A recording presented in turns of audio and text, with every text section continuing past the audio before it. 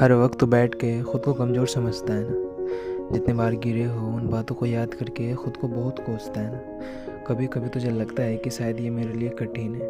कभी कभी तुझे लगता है कि शायद ये मेरे लिए कठिन है। पर सच तो ये है कि तू यहीं पे आके खुद को रोक लेता है। इसके आगे भी कुछ हो सकता है, वो तू नहीं देखता है ना। ये तुझे क्यों महसूस नहीं होता है? तो ये ज़िंदगी का सफ़र ही ना, जहाँ चलना है, कभी गिरना है, फिर उठना है, पर कभी नहीं रुकना है। क्योंकि मंजिल को पाने का नाम ही चलते रहना है। तुम्हें लगता होगा कि कहना कितना आसान है। हकीकत तो ये है कि आसान है।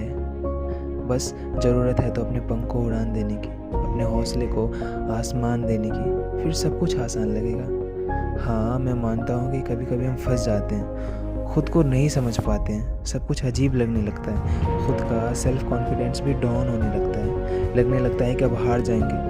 पर ऐसा नहीं है। बस खुद को ये एहसास दिलाना है कि फिर से एक नया सवेरा आएगा और जीतने की उम्मीद जगाएगा। क्योंकि जो भी बुरा हो रहा है हमारे साथ, आखिर है तो एक वक्त ही ना, जो बीत जाएगा और फिर सब कुछ बेहतर हो जाएगा। बस इसी उम्मीद के साथ अपनी ज़िंदगी को आसान बनाना, अपने इस प्यारे से चेहरे पे मुस्कुराहट लाना और आगे बढ़ते रहना।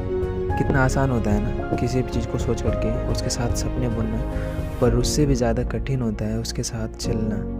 क्योंकि इस चीज़ को पाने के लिए हमें बहुत चीज़ को छोड़ना पड़ता है, हर वक्त खुद से लड़ना पड़ता है, खुद को एक सांचे में ढालना पड़ता है। अब मेरी ज़िंदगी यही है, नहीं तो कुछ भी नहीं है।